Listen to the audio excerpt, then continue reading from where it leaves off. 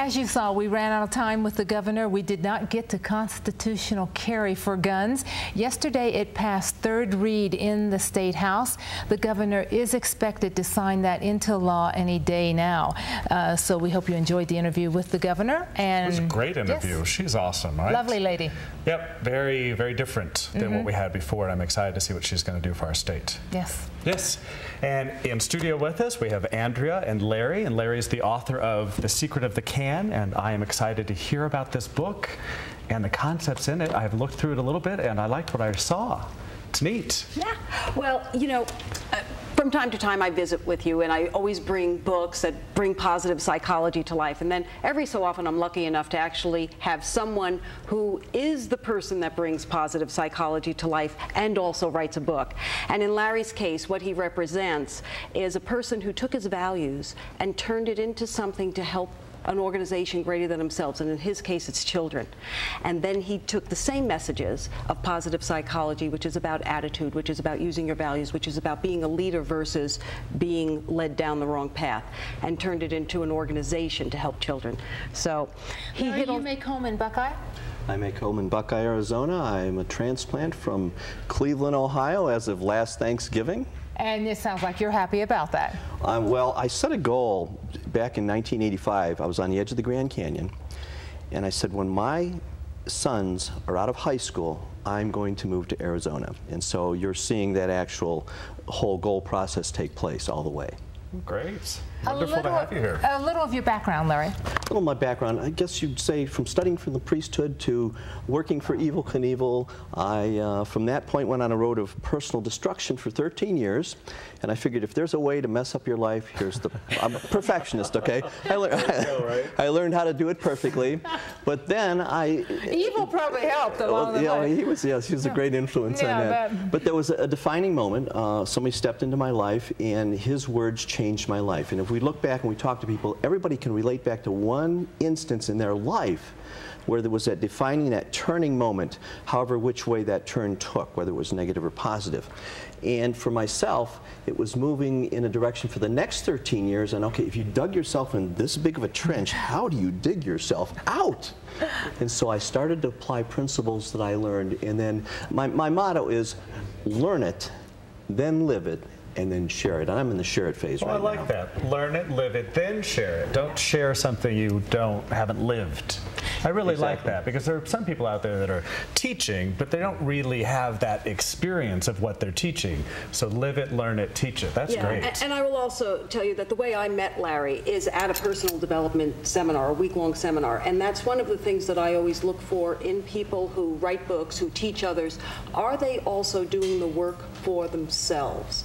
Are they experiencing it? Are they working their own stuff within the industry, as we'll talk about? Yeah, because that's a very important criteria. Yeah, I do too. Yeah. Yes. Larry, can you remember the words that turned you around, your defining moment? It wasn't a matter of words. Actually, for 13 years, when I was in high school as a junior and senior, I felt I was dumb, I was stupid. It wasn't from outside sources, it was in my own mind, my own thinking, my own process. And so I stopped reading. And I was at a garage sale, and a lady walked up to me because I was looking at a book, of all things. And it was an older lady. She grabbed me by the arm, and she says, "Do you like that book? Would you like to buy that book?" She says, "No. I'll tell you what. I want you to have that book if you promise me to read it." And I offered to pay her, and it was Og Mandino's The Greatest Miracle in the World. Well, I went home and I read the book, so it was the whole entire book. That gives me chills. That's prophetic. It's destiny. But that was the turning point, and from that point, my life changed. Wow. What do you teach people? What are you telling people in The Secret? When you look at The Secret of the Can, when you look at the book, initially the first thing is, well, people think, oh, that's easy. You just take the garbage and you just throw it in there and you throw it away and you continue on. When people say, no, that's what we've been doing our entire life. Right. Okay, people, what they do is they throw it in the can and they carry the can with them, and after 30 or 40 years, the can gets pretty heavy. Well, why not, early on in life, learn the secret of the can on how to not carry that can, how not to take it with you? It's not a matter of throwing it in the can. It's a matter of you don't absorb it to begin with in the first place. Right. And this developed out of a program I was asked to do a one-day conference after Columbine back in Ohio where we took a whole entire county of students together. And for nothing better, I called it Youth for Youth. And that was the idea of this one-day conference. And looking at school safety from a student's perspective. What is really involved there? What's really happening? And students said that rumors and gossip is the #1 issue. Stereotyping, racism, and prejudice, because I put these kids in breakout groups, and they came back with a lot of data. Well, from that point after the one-day conference, schools started calling saying, come in our school and pull everybody together, and let's have these conversations and these talks between each other. And that blossomed into what's now a nonprofit called Youth for Youth.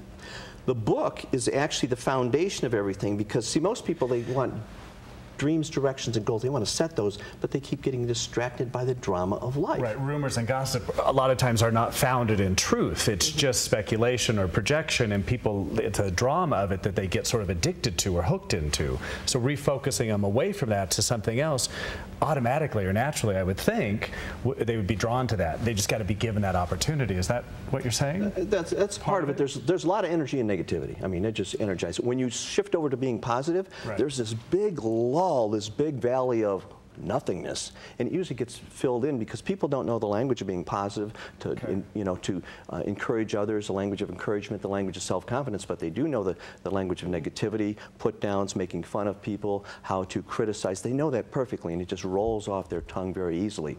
So there's a big void there, and the idea is that once you understand that there's that void you're going to go through, and there are steps you can take to start to replace the language, and it is a process, that's what really makes the magic happen. And respecting that we must teach our children young how to do this so that we don't become the adults that we are and sitting in rooms at 40 and 50 years old going to personal development seminars. I was going to school. Yes. It was just a little while ago. It was quite some time ago. There wasn't a conversation like that at all in school when I was in high school. I graduated in 1982, and I don't remember ever having a conversation in any classroom about being positive or healthy behavior or any of that type of stuff. And that's one of the things that we've learned more and more within the field of personal development and the use of language.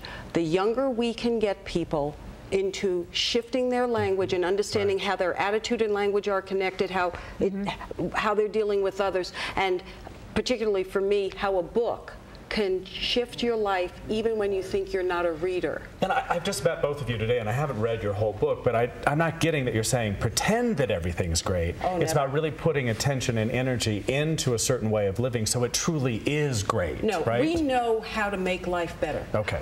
We have science that supports it. When you do programs with children, you see the results in what they're telling you, and there's an actual way to measure the stories that they tell you as to is there an actual improvement in how they are then behaving. It's all connected. Oh, great. Wonderful. Yeah. And I now have a new skill set because I'm going to have problems every day. There's problems that arise. You know, I'm going to have bad days. There's going to be negative things coming in my life. But I have a whole new skill set now that I use to apply to this so that it's no longer a problem because I'm in the habit of developing solutions. Great. Imagine a mindset from a high school student, saying, "Mom, I'm programmed for success." Yeah. And they move forward. Yeah. As a former classroom teacher, tell me what you perceived as the biggest deterrent in classrooms today. The garbage and the baggage that students came in the morning with a daily basis. And I remember my superintendent saying, "It is your job to teach curriculum, period." Right. Society has their own problems. They need to deal with it. I said, well, society comes into my classroom 7 hours a day. And I found out, and see, I'm a person who sees things a little bit differently, that most people don't perceive it, and all I can do, I give information out, and then they start, oh yeah, they get real clear on things. And I started seeing that when I dealt with problems early in the morning, kids were interested in curriculum. They were interested in where they were going. The other thing I found out is when kids started to set goals, in fact, I've got an article for parents, it's called, "Have you had the talk with their children yet?" And people think right away it's the sex talk, you know? Yeah. No, it's not. Have you had the talk about what are the goals for you this year in the classroom? And this happens usually in September. By the time you get to next May, what do you want to have accomplished? And set goal. I remember my one son in 2nd grade, his goal was to learn how to write cursive. He was going to learn how to write cursive anyhow, but it was his goal. And the thing was, he looks back and he accomplished that goal. Right. He accomplished camping out and sleeping out with his dad. He accomplished, you know, building a fort because I could help him do those things. So when you get parents engaged and you have students in the classroom that have specific goals, all of a sudden they're no longer focused on the drama and the garbage of life. So children reading this book, but also teachers and parents reading this book is going to be helpful, right? Yes. Oh, yeah. It's a great conversation for parents to have with their kids. Thank you so Here, much. read this and move it from there, yes. Thank you, Larry. Thank you, Joseph. Very good. You're welcome. Thank you. Very good, thank you. Yes, when we come back, we're going to talk to Ann Harrington, Prescott great. Dog Magazine. But first, I'm going to tell you where to go to have fun. Where is that, Tanya? Where should I go to have fun? I thought it was here. I'm having fun here. I am. The cue card says to say. Ed, the entertainment district in Prescott Valley, that's where fun begins. That's what they say. Fun begins there. I say fun always happens there. Dinner and a movie.